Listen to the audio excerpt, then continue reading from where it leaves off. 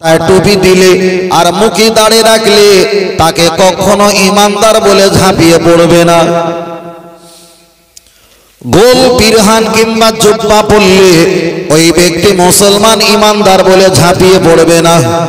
কোরআন পড়তে পারলে তাকে ইমানদার আর কোন দেখা যায় মুসলমান বলে তাকে কোলাকুলি করবে না। হজ করলে ওই ব্যক্তিকে কখনো ইমানদার বলে আপনি জোড়াতে যাবেন না। বড় হাদিসের গ্রন্থ শিক্ষক হলে, ইমাম হাফেজ আলেম বক্তা ওয়াইজিন হলে তাকে আপনারা ইমানদার বলে জোড়াতে যাবে না। তার কারণ মাথায় টুপি আর মুখে দাড়ি রাখলে এখানে তো ইমানদার পরিচয় পাওয়া যায় না। হাদিস শরীফে এসেছে আবু জাহেলের মুখে দাড়ি ছিল, আবু জাহেলের মাথায়ও পাগড়ি ছিল। তাহলে টুপি আর পাগড়ি দেখে ভালো মুসলমান ধরা সম্ভব না। এবার আমি আপনার কাছে বোঝাতে চেয়েছি, আপনি যদি বলেন হুজুর নামাজ পড়লে কি ভালো ইমানদার হওয়া যায় না? আল্লাহ নবী দ্বিতীয় খলিফা হযরতে ফারুক আজম ওমরে ফারুক রাদিয়াল্লাহু তাআলা আন, উনি যখন মসজিদে নববীর ইমামতি জায়গায় নামাজ পড়াচ্ছিলেন, নামাজের ভেষ ধরে নামাজের রেকাতে গিয়ে আবার তিনি ওমর ফারুককে হত্যা করে কতল করে শহীদ করলেন। তাহলে মসজিদে কেউ নামাজ পড়তে গেলে তাকে আপনারা জড়িয়ে ইমাম বলে আর হুজুর বলে আর বক্তা বলে ইমানদার বলে আপনারা জোড়াতে যাবে না। কেন? সব জোড়ানো ভালো না, ভালো না। বাঘ যখন হরিণকে শিকার করে তখনও কিন্তু ভালো করে গলাটা জড়িয়ে নেয়, ও জোড়ানোটা হলো তার প্রাণ নাশ করা। আর কোন টুপিওয়ালা দাড়িওয়ালা যদি আপনাকেও ভালো করে জড়িয়ে ধরে তাহলে ভাবতে হবে ইনি বাঘ হয় কিনা, সন্দেহ রাখা দরকার। খুব ভালো করবো।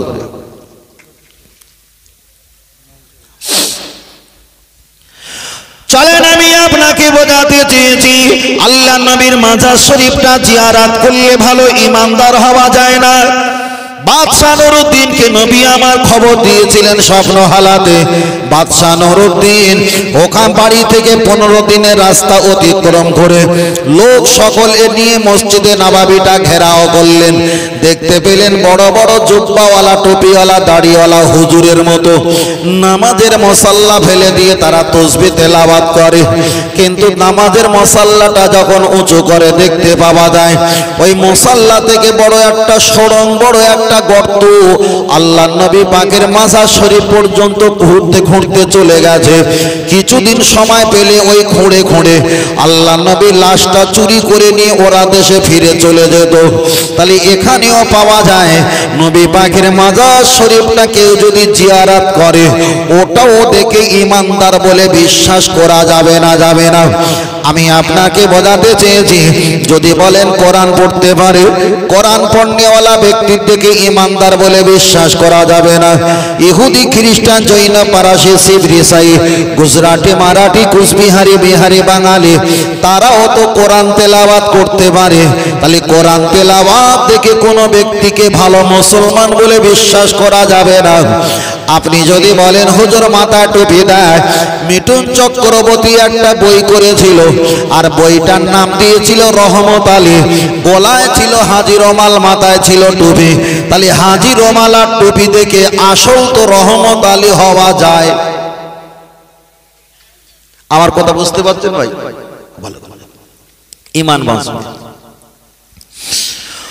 ও আমার বাতিরা, আমি আপনাকে বোঝাতে চেয়েছি, তাহলে এতগুলো কোয়ালিটি থেকে ইমানদার মুসলমান যদি ভাবেন এটা ভুল হতে পারে, ঠিকও হতে পারে। কিন্তু যার ভিতরে নামাজ, রোজা, তাসবিহ, তেলাওয়াত, কোরআন, হজ অনেক কিছু থাকবে তাকে ইমানদার বলা ঠিক হতে পারে আর ভুল হতে পারে। কিন্তু যার ভিতরে কিছুই নেই, গুনাহগার গুনাহগার বিশ্বাস করি, রহমাতুল লিল আলামিন মুহাম্মদ সাল্লাল্লাহু আলাইহি ওয়াসাল্লাম যদি তার হৃদয়ে, তার মহব্বতে, কলবে, অন্তরে যদি ভালোবাসা থাকে, ইবাদত না করার জন্য গুনাহগার, কিন্তু নবী থাকার কারণে বলতে হবে এই ব্যক্তি হলো ইমানদার। আগের বক্তার সঙ্গে মিল আছে তো? মিল আছে না? চলেন আগে যাচ্ছি। চলেন আপনার কাছে আমি বোঝাতে চেয়েছি, তাহলে এগিয়ে চলে যাওয়া যাক। ইমানদারের বৈশিষ্ট্য আর কোয়ালিটি কি? আল্লাহর নবী এক সময় দাঁড়িয়ে আছেন, একটা সাহাবী এসে বললেন, ইয়া রাসূলুল্লাহ বালগমি সাল্লুন, আমি নামাজ পড়ি, আমি জান্নাতে যেতে চাই। নবী বললেন, কতটা নামাজ পড়ো? আল্লাহর নবী সাহাবা বললেন, হুজুর যতটা প্রয়োজন ততটাই পড়ি। নবী আমার পরে জিজ্ঞাসা করলেন, ওয়া সুবুনা, তুমি কি রোজা রাখো? হুজুর রোজা রাখি, যতটা প্রয়োজন ততটাই আমি রাখি। আল্লাহর নবী আমার পরে জিজ্ঞাসা করলেন, ওয়া হুদ্দুনা, তুমি কি হজ করো? হুজুর যতটা প্রয়োজন ততটাই আমি করি। তাহলে আপনি নামাজ পড়লেন, আপনি হজ করলেন, আপনি দেখা যায় কোরআন তেলাওয়াত করলেন, ইবাদত করলেন, আপনার এতগুলো সম্পদ নিয়ে কি জান্নাতে যাওয়া সম্ভব? তখন সাহাবীটা মনটা খারাপ করে বললেন, ইয়া রাসূলুল্লাহ আমার ভিতরে নামাজ, আমার ভিতরে রোজা, আমার ভিতরে হজ যতটা কম আছে, কিন্তু আপনার ভালোবাসা আর মহব্বত আমার কলবে হৃদয়ে সবচাইতে বেশি বেশি বেশি বেশি রাখা আছে। আল্লাহর নবী বললেন, সাহাবীরা পৃথিবীতে জীবিত যদি জান্নাতি তোমরা দেখতে চাও, বাইতুন ঘর থেকে তোমরা বার হও, তোমরা স্বচক্ষে জীবিত জান্নাতি ওয়ালা ব্যক্তিকে স্বচক্ষে দেখে নাও। এখানে কোনো ইবাদতের কথা বলা হয়নি, শুধু বলা হয়েছে মহব্বত। তাহলে ইবাদত করতে হবে কিনা পরের স্টপেজ বলছি। আল্লাহ ও আমার বাপজিরা, আমি আপনাকে বোঝাতে চেয়েছি, এগিয়ে চলে যাওয়া যায়।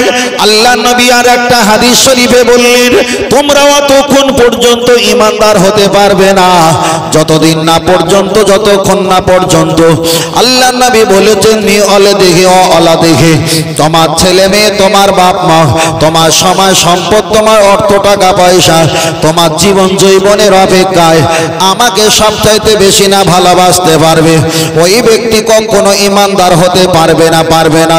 আল্লাহর নবী তো এখানে বলতে পারতেন, প্রতিদিন 5 পারা কোরআন না পড়লে ঈমানদার হওয়া যাবে না, প্রতিদিন 50 রাকাত নামাজ না পড়লে ঈমানদার হতে পারবেন না।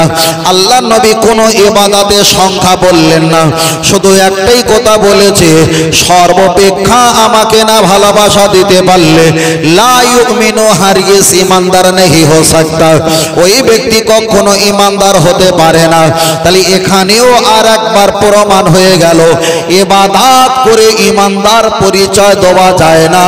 নবীর প্রতি বিশ্বাস আর আন্তরিকতা রাখার পরে ঈমানদারের পরিচয় দেওয়া সম্ভব।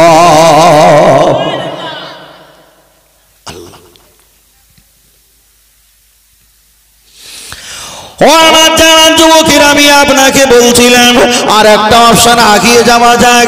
ঈমানদারের বৈশিষ্ট্যর কথা বলছি। আল্লাহকে সাওয়া কোই ইবাদত के लायक नहीं, मोहम्मद सल्लल्लाहु खुदा ताला का बांद और भेजा हो रसूल है।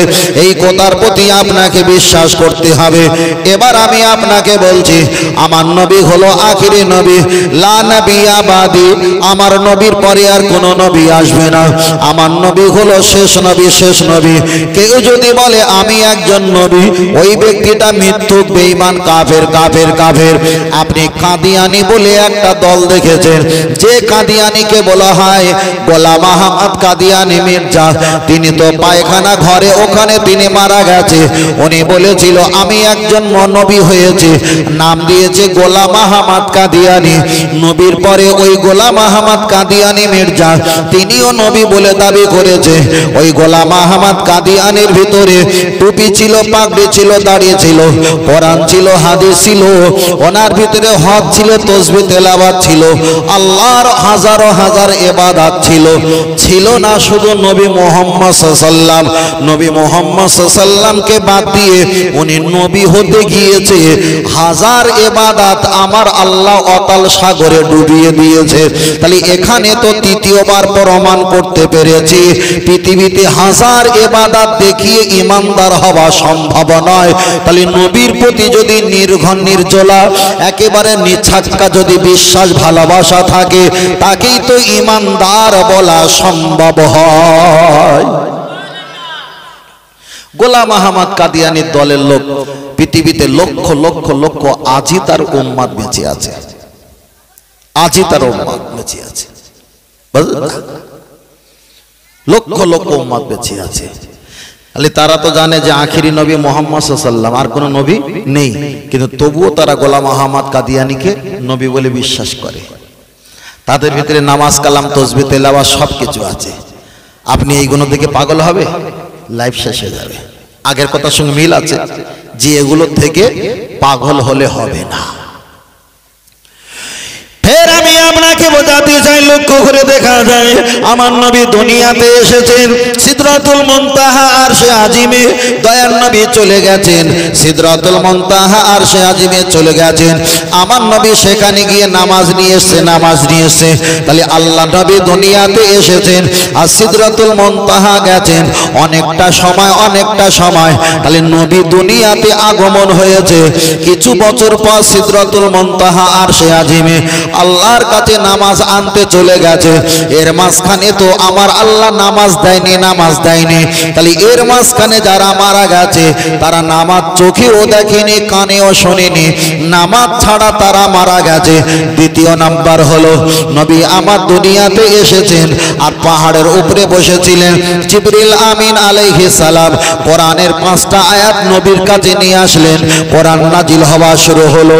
তাহলে নবী দুনিয়াতে নাজিল হয়েছে, আগমন ঘটেছে আর কোরআন নাজিল হয়েছে। এর মাঝখানে অনেক বছর কেটে গেছে, ওর মাঝখানে অনেক সাহাবারা মৃত্যুবরণ করেছে। তারা কোরআন জীবনে কানে শোনেনি, চোখেও দেখেনি। সাহাবারা এমন কিছু মারা গেছে তারা নামাজ চোখে দেখেনি, কানে শোনেনি। তাহলে নামাজ পেল না, কোরআন পেল না। ওই সাহাবীগুলো শুধু নবী পেয়ে দুনিয়া থেকে মৃত্যুবরণ করে গেছে। আপনি কি তাদের জাহান্নামী বলবেন? না না, তাদেরকে জাহান্নামী বলা যাবে না। তারা নামাজ পায়নি, কোরআন পায়নি, পেয়েছিল আমার নবীকে। আর নবীকে তো মানলে আমার আল্লাহ মানা হয়, নবীকে মানলে তো ধর্ম মানা হয়, নবীকে মানলে তো ইন্না দিনা ইনদাল্লাহিল ইসলাম, ইসলামের ভিতরে দাখিল হওয়া হয়। তবে আল্লাহ মানলে নবী মানা নয়, নবীকে মানলে আমার আল্লাহ মানা হয়ে যায়। আল্লাহ, আপনাদের বুঝতে অসুবিধা হয় না তো ভাই? একদম ছোট করে, কোনো চিল্লাচিল্লি, কোনো অসামাজিক কোনো ভাষা কিছু না। কেন বাপের পাশে ছেলে থাকে, মায়ের পাশে মেয়েরা আছে, এটা এমন একটা জায়গা খুব সচেতনের সঙ্গে কথা বলতে হয়। ও আমার যারা যুবকেরা গিয়ে চলে যাওয়া যায়, তাই আমি আপনার কাছে একটাই কথা বলছি। আমরা অনেকে ওয়াজ নসিহতের ভিতরে আমরা শুনতে পেয়েছি আল্লাহ নবী নামাজের জন্য কত মার খেয়েছে। আবার কে বক্তব্য করতে করতে বলে আল্লাহ নবী দুনিয়াতে রোজার জন্য কত মার খেয়েছে, হজের জন্য কত মার খেয়েছে। আল্লাহ নবী দুনিয়াতে দান সাদকা ফিতরার জন্য কত মার খেয়েছে। অনেকে এমন করে বক্তব্য নসিহত করে, আমি বলবো তাদের বক্তব্যটা 99% মিথ্যা কথা, তবে 1% সত্য। আল্লাহ নবী কখনো যাকাতের জন্য মার খায়নি। নবী যাদের যাকাত দিতে বলেছে তারাই তো সাহাবা ঈমানদার, নবীকে কখনো কষ্ট দিতে পারে না। আল্লাহ নবী কখনো ফেতরা দেওয়ার জন্য মার খেতে হয়নি। নবী যাদেরকে ফেতরা দিতে বলেছেন তারাই তো নবীর সাহাবা, নবীকে তো কষ্ট দিতে পারে না। আল্লাহ নবী হজ করতে বলেছেন যাদেরকে, তারাই তো নবীকে মারবে এমন হতে পারে না। নবী যাদের হজ করতে বলেছে তারাই তো সাহাবা, তারাই তো নবী পাকের সঙ্গের সাথী, নবীকে তো কখনো কষ্ট দিতে পারে না। আল্লাহ নবী দুনিয়াতে দেখা যায় কুরবানি দিতে বলেছেন, কুরবানি দেওয়ার জন্য নবীকে মার খেতে হয়নি।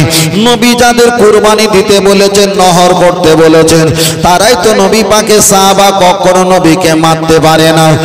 নবী যখন নামাজ পড়তে বলেছেন, ফের বলছি নামাজ পড়তে বলেছেন, তখনও নবী মার খায়নি।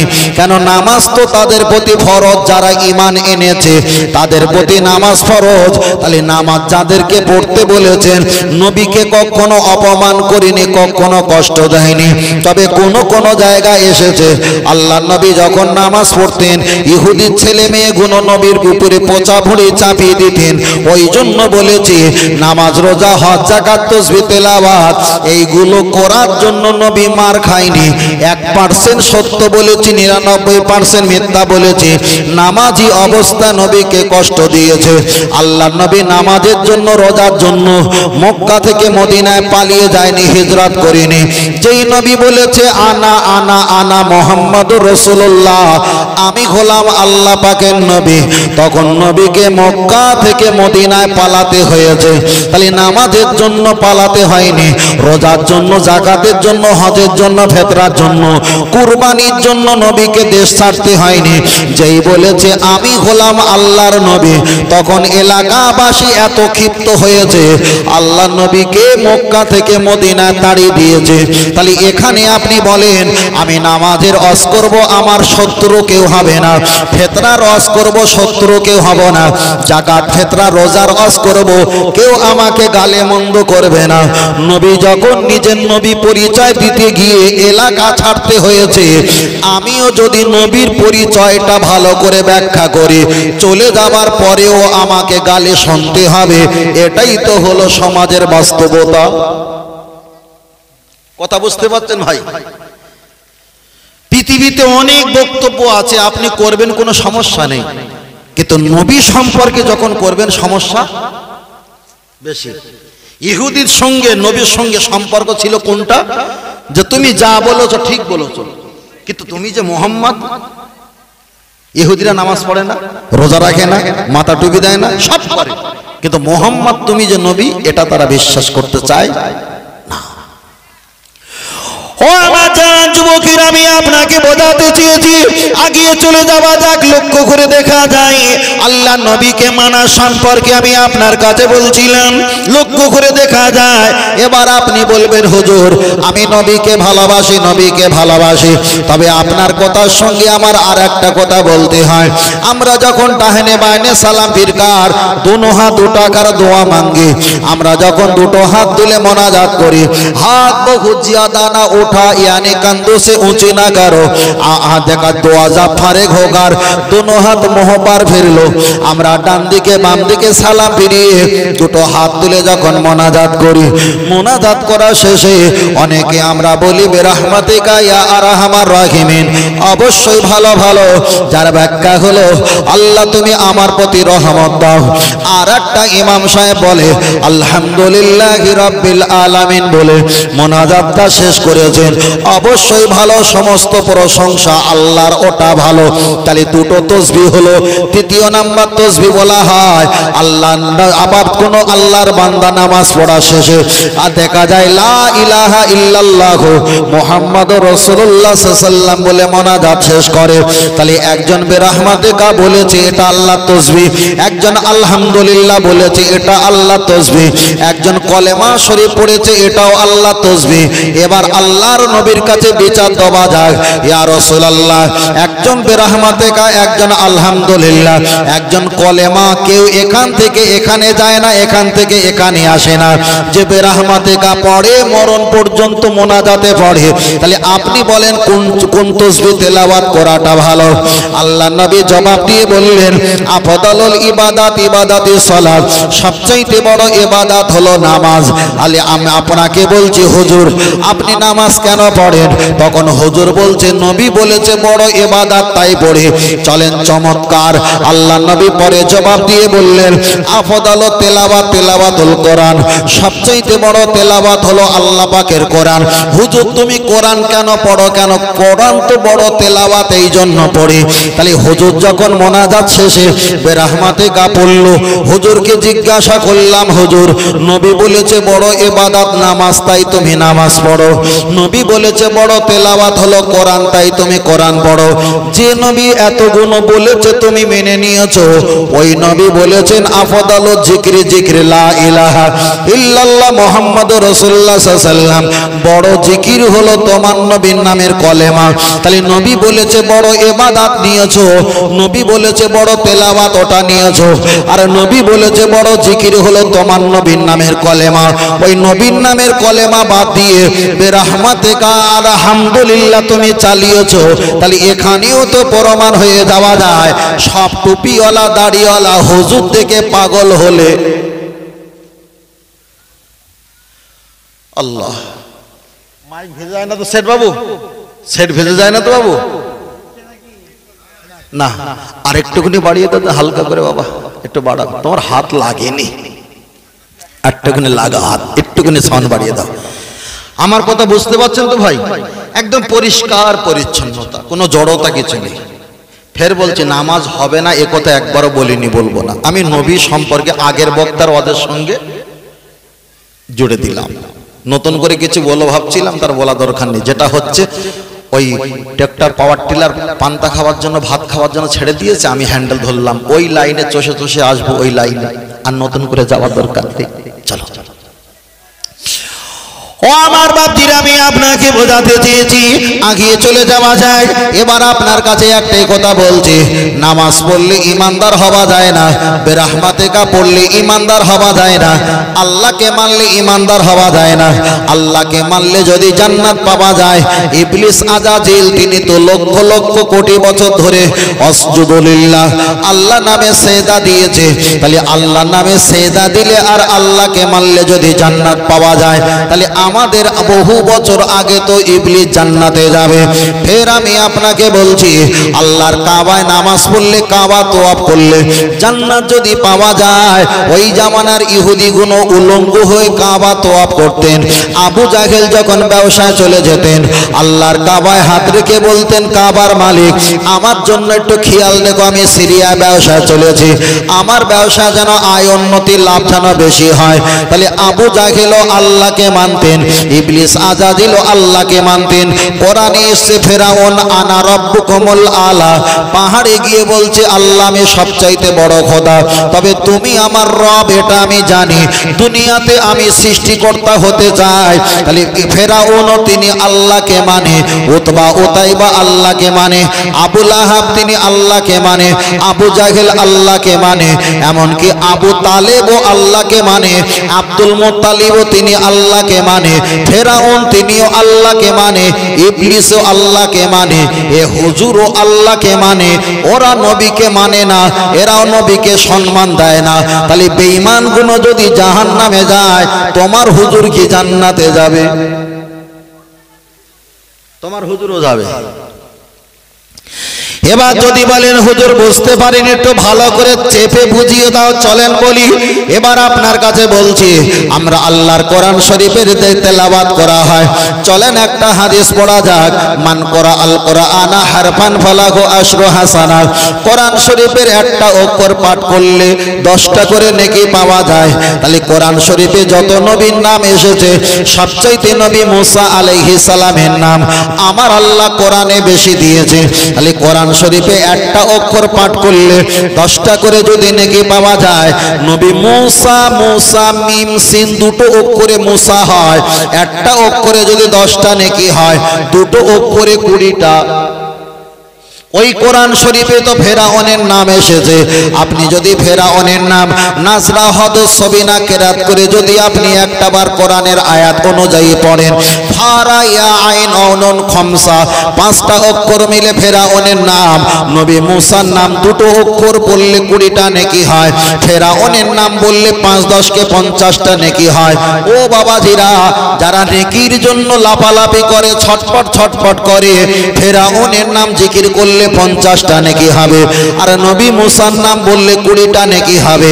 আমাদের নেকির প্রয়োজন নেই, নেকি আমাদের কম হোক, আমাদের নবীর প্রতি মহব্বতের প্রয়োজন। জোরে বলে আল্লাহু আকবার, আল্লাহু আকবার, আল্লাহ। ও আমার জানান যুবকেরা, গিয়ে চলে যাওয়া যায়, তাহলে আমাদের নেকি কম হোক, মহব্বত যাতে না চলে যায়। আর ফেরাউনের নাম একবার বললে 50টা নেকি হবে, আমাদের নেকির প্রয়োজন নেই। তবে নবী দেখা যায় ফেরাউনের প্রতি মহব্বত যাতে তৈরি না হয়। এবার চলেন আপনার কাছে আগিয়ে যাওয়া যাক। আপনারা বলেন, পরকালে জান্নাত যখন পাবো, নেকি দিয়ে জান্নাত পাবো না মহব্বত দিয়ে জান্নাত পাবো? মহব্বত দিয়ে না নেকি দিয়ে?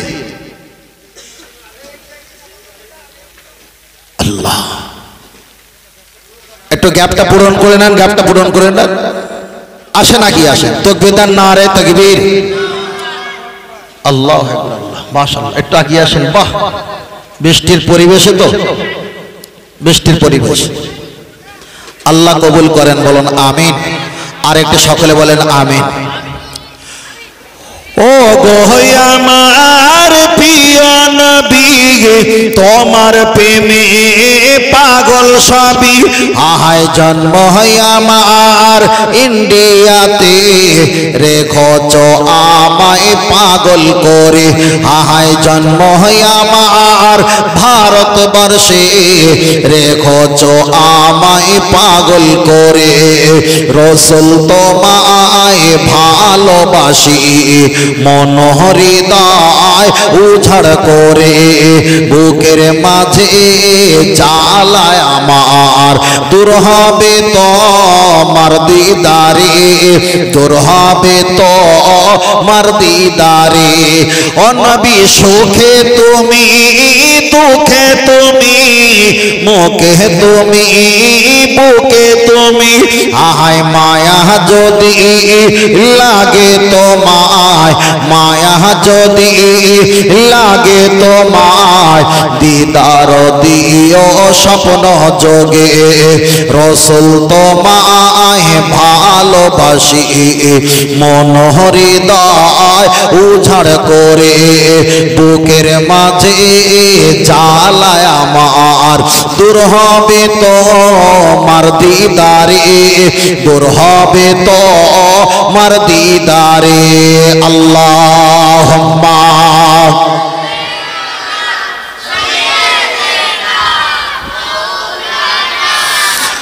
ও আলা আলি সাইয়্যিদিনা সাল্লাল্লাহু আলাইহি ওয়াসাল্লাম। আমরা নবী পাকের নাম শুনে চুম্বন খাই, হয়তো অনেকবার খাই না, এটা আমাদের দুর্বলতা, অলসতা। কিন্তু আমরা খাওয়ার পক্ষে না বিপক্ষে? পক্ষে। কেউ যদি বলে নবীর নাম শুনে চুম্বন খাওয়া ভালো, আমরা বলি হ্যাঁ। তার নবী বড় না আল্লাহ বড়? আমরা কি বলবো? আল্লাহু আকবার, মহান আল্লাহ সবচাইতে বড়। তাহলে নবী যদি ছোট হয়, নবীর নাম একবার শুনে 3 বার চুমো খাও, তাহলে আল্লাহ বড়। তাহলে আল্লাহর নাম একবার নিলে 3 তিরিককে 9 বার চুমো খেতে হবে। তাদের যুক্তিটা ভালো না খারাপ? ভালো। তা কেউ যদি শ্বশুর বাড়ি যায় আর শালাবাবুকে যদি কোলে করে নিয়ে চুম্বন দিয়ে 500 টাকা দেয়, শাশুড়ি মা যদি আড়ালে থাকে, খুশি হবে না রেগে যাবে?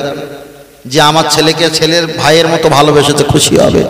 তাহলে নবী ছোট, নবীর নাম একবার শুনে 3 বার যদি চুমো খায়, আল্লাহ বড়, আল্লাহর নাম শুনে 3 তিরিকে 9 বার চুমো খেতে যারা বলছে, তাহলে শালারে একবার চুমো খেয়ে 500 টাকা দিয়েছি, শাশুড়ি বড় না শালা বড়?